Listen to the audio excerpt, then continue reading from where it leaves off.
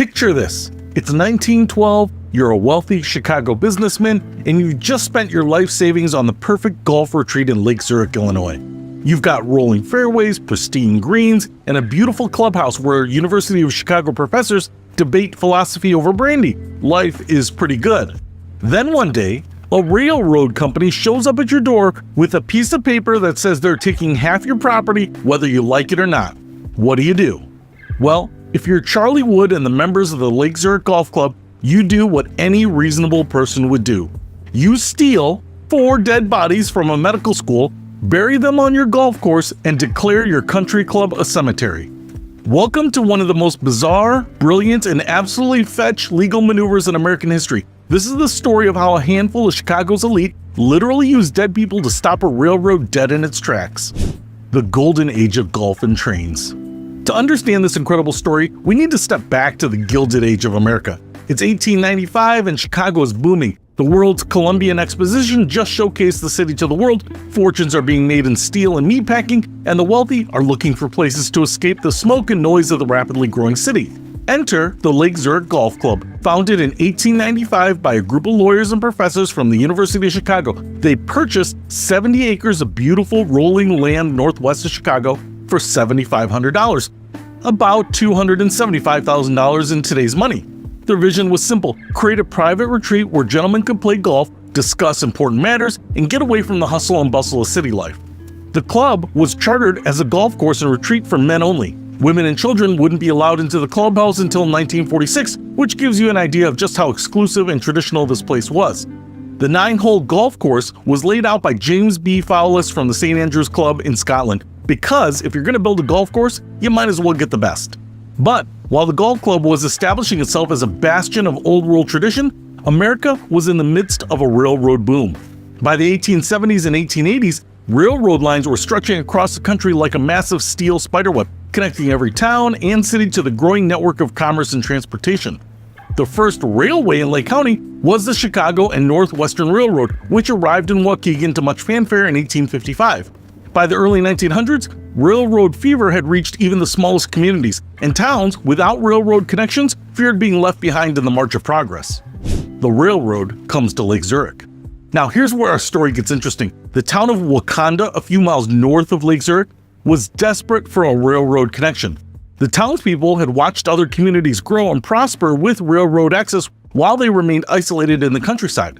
Finally, in 1911, their dreams came true. Plans were announced for the Palatine, Lake Zurich, and the Wakanda Railroad, the PLZ&W for short. This would be a branch line connecting the Chicago and Northwestern Railway at Palatine to the town of Wakanda, with stops in between. Ground broke on the railroad in August 1911, and everything seemed to be going smoothly.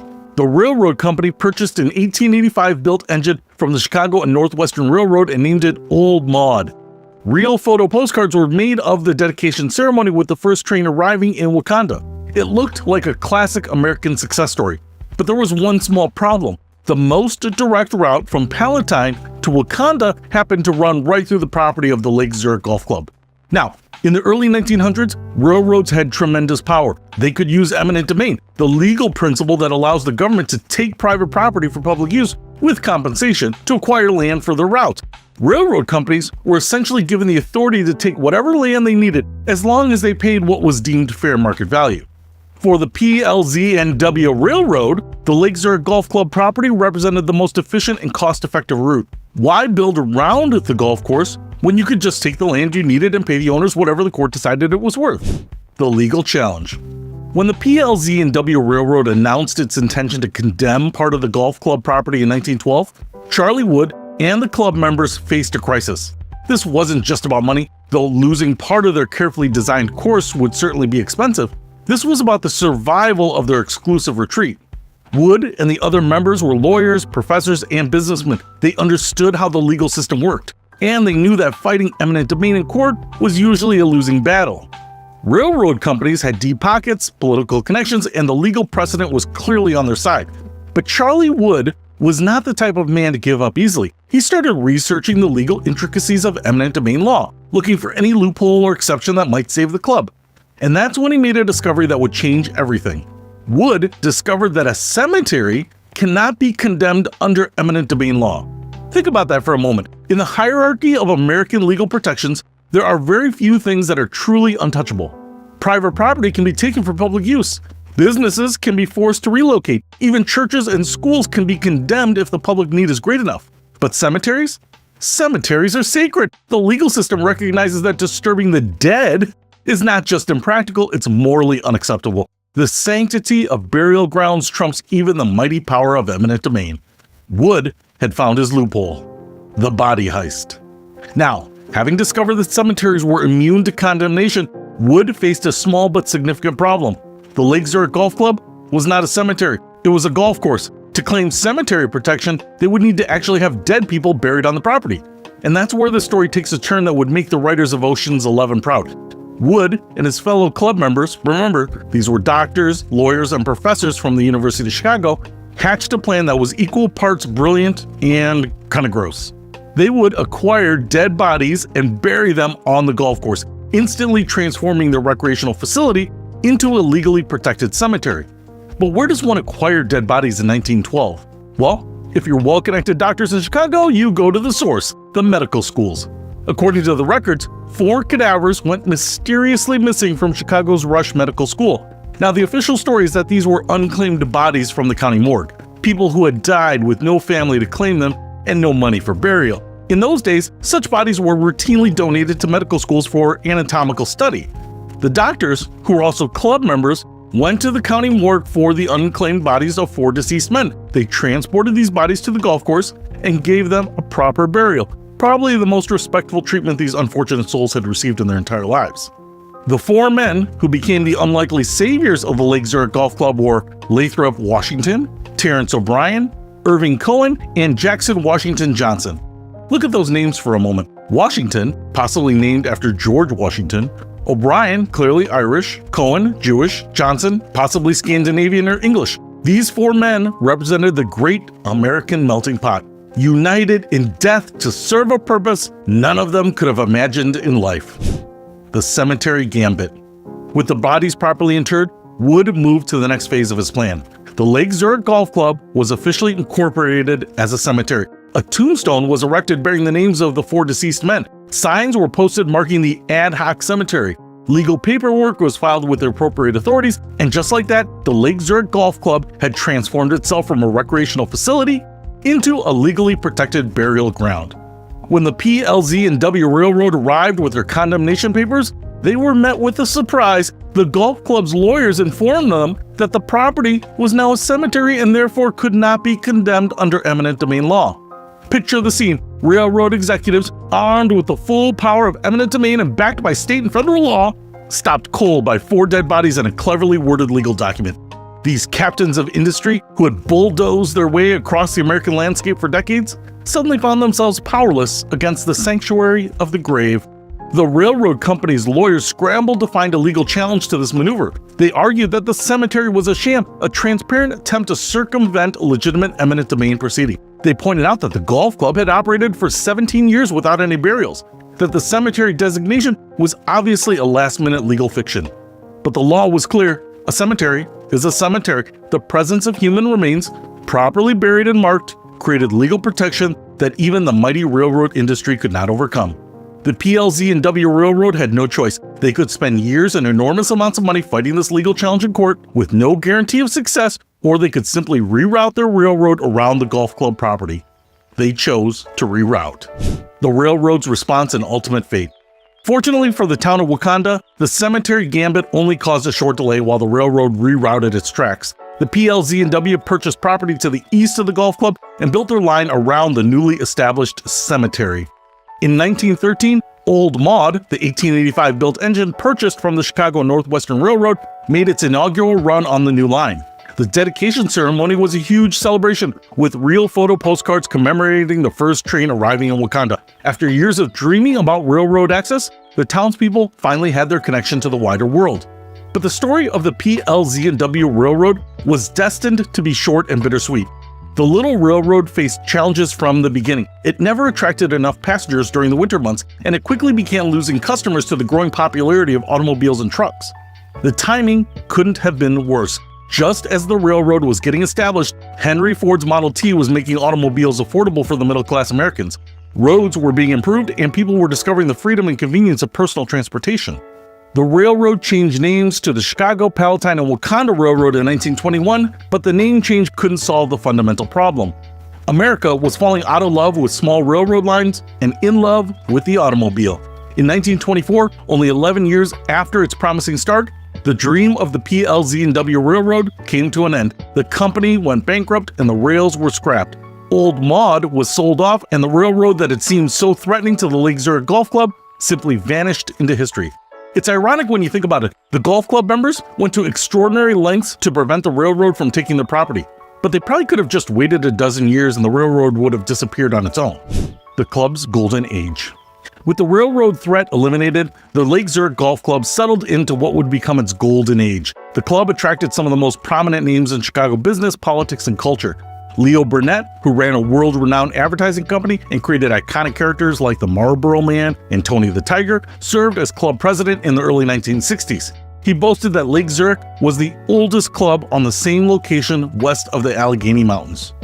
Other notable members included Daniel Burnham Jr., designer of the 1933 World's Fair; Charles Dawes, nephew of Charles G. Dawes, who served as Vice President of the United States; Harold Smith, founder of ITW, Illinois Tool Works; various physicians, attorneys, brokers, and business leaders. The club's membership was deliberately kept small. Most of the time, there were about 30 to 35 members. This wasn't just exclusivity for its own sake, it was about maintaining the intimate, retreat-like atmosphere that the founders envisioned. If a member died or resigned, a relative or friend of another member could fill the vacancy. There was no application process in the traditional sense. You had to be sponsored by existing members who knew you personally and could vouch for your character and compatibility with the club's unique culture. The quirky traditions. What makes the Lake Zurich Golf Club truly special isn't just its morbid origin story, it's the absolutely delightful collection of traditions and rules that developed over the decades. First, let's talk about the golf rules, which are unlike anything you find at any other course in America. There shall be no such thing as a lost ball. The missing ball will eventually be found and pocketed by some other player, in which case it becomes a stolen ball. There is no penalty for a stolen ball. This rule recognizes the practical reality of small, intimate courses where everyone knows everyone else. Here's another one. If a putt stops close enough to the cup to inspire such comments as, "You could blow it in," you may blow it in. The rule does not apply if the ball is more than 3 inches from the hole. We have no wish to make a travesty of the game. Yes, you read that correctly. You can literally blow your golf ball into the hole under certain circumstances. Here's another. A ball sliced or hooked into the rough shall be lifted and placed at a point equal to the distance it carried into the rough. It is hardly fair to penalize a player for erratic flight of the ball. This rule essentially eliminates penalties for bad shots that land in the rough, which would be revolutionary at any other golf course. And the last one, a ball hitting a tree shall be deemed not to have hit the tree. This is perhaps the most beautifully absurd golf rule ever written, and I love it. But the quirky rules extend beyond the golf. Here are some others. Members have no handicaps, and the scorecard recognizes both bogey and par, noting that when the game was originated, bogey was believed to be the ideal score. Another, members frequently wear red blazers with green collars and cuffs to club events. They honor a patron saint, Saint Barnabas, said to be a golfer from the 1st century AD. Members have their own preferred stash of liquor and wine in the bar. There are staterooms on the second floor that members can use to sleep it off after dinner before venturing home. Members are expected to back their cars into parking spots, though the reason for this tradition has been lost to time. Weeds and dandelions growing on the putting green may be plucked without penalty. If you find another member's ball, you're encouraged to place it in the glass bowl in the clubhouse where it can eventually be retrieved by its rightful owner. The physical remnants. What makes the story even more remarkable is that you can still see the evidence today. The tombstone bearing the names of Lathrop Washington, Terrence O'Brien, Irving Cohen, and Jackson Washington Johnson still stands at the golf course property, permanent reminder of the club's unusual legal maneuver. The Lake Zurich Golf Club continues to operate at 564 North Old Rand Road in Lake Zurich, Illinois. It remains a private club with only about 35 to 40 members, making it one of the smallest and most exclusive golf clubs in the Chicago area. The clubhouse itself is a testament to the club's long history. Some members believe the house is haunted, especially in the attic where noises are regularly heard and objects are believed to have moved on their own. Whether these are the spirits of four buried men keeping watch over the property that they helped save, or just the creaking of an old building, is a matter of debate. My money is on raccoons. A pink bench is preserved where Marilyn Monroe reportedly once sat while visiting the club with her husband Joe DiMaggio. The horse-drawn Surrey wagon that used to transport members from the Barrington train station sits in the club's driveway. Until the second half of the 20th century, sheep were still used to maintain the club's fairways. The legal legacy. The cemetery gambit employed by the Lake Zurich Golf Club represents one of the most creative uses of legal loopholes in American history. It demonstrates several important principles about law, property rights, and the power of creative thinking. First, it shows the importance of understanding the details of the law. Eminent domain seems like an all-powerful legal tool, but every legal principle has exceptions and limitations. Charlie Wood's research into cemetery protection law revealed a weakness in what appeared to be an unassailable legal position. Second, it illustrates the principle that in American law, form often matters as much as substance. The golf club didn't become a real cemetery in any meaningful sense. They were still primarily a golf club, but by meeting the technical legal requirements for cemetery status, they gained the legal protections that came with it. Third, it demonstrates the power of creative problem solving. Faced with what seemed like an impossible situation, the club members didn't just accept defeat, they found a solution that was unconventional, slightly shocking, but ultimately effective. The legal precedent, while rarely cited, established that cemetery designation can be used as protection against eminent domain, even when the cemetery is clearly secondary to the property's primary use. The ethical questions. Of course, this story raises some interesting ethical questions. Was it right for the golf club members to essentially steal bodies from a medical school, even if they were unclaimed cadavers? Was it fair to use dead people as pawns in a legal chess game? From one perspective, the golf club members were grave robbers who desecrated the dead for their own financial benefit. They took bodies that were meant for medical education and used them as legal shields to protect their wealthy men's club. From another perspective, they gave four forgotten souls a proper burial with marked graves and ongoing care, something these men never would have received otherwise. Lathrop Washington, Terrence O'Brien, Irving Cohen, and Jackson Washington Johnson died as paupers with no one to mourn them, but they achieved a kind of immortality as the unlikely heroes who saved a golf course. The club members also genuinely incorporated the property as a cemetery and maintained it as such. This wasn't just a legal fiction, they created actual burial grounds with real tombstones and ongoing maintenance. And let's be honest about the context. A railroad could benefit thousands of people, while a golf course only benefited a few dozen wealthy members. From the railroad's perspective, the golf club's cemetery gambit was a frivolous abuse of the legal system. They were using a technicality to block legitimate economic development, putting their own interests ahead of the broader community needs. But the railroad industry's power had grown so great by the early 1900s that many people welcomed any check on their authority. The modern golf club. Today, the Lake Zurich Golf Club remains one of the most unique and exclusive golf clubs in America. With only 35 to 40 members, it's smaller than many amateur golf leagues. The club doesn't belong to the Chicago District Golf Association, it doesn't keep handicaps, and operates according to its own idiosyncratic rules and traditions. Recent visitors describe it as highly esoteric, very obviously eclectic, but also rooted firmly in tradition. Members still wear their red blazers to formal events, still honor St. Barnabas as their patron saint, and still follow golf rules that exist nowhere else in the world. The club's philosophy seems to be that golf should be fun rather than competitive, social rather than serious. This might seem revolutionary to modern golfers accustomed to precise handicap calculations and strict adherence to the rules, but it actually represents a return to golf's original spirit as a gentleman's pastime rather than a competitive sport. New members are still chosen through personal relationship rather than applications, so if you want to join the Lake Zurich Golf Club, you need to know someone who knows someone who knows someone, and that someone has to be someone that'll believe that you fit into the club's unique culture. If you are that someone, I'd suggest reaching out. The physical facilities remain modest. It's still a 9-hole course. The clubhouse is still the original building with some modifications, and the overall atmosphere is more like a private men's club than a modern golf facility. So, the next time you're driving through Lake Zurich, Illinois, remember that somewhere in that quiet suburb sits a golf course that was saved by dead bodies, a cemetery that doubles as a country club, and a testament to the power of creative thinking in the face of seemingly impossible odds.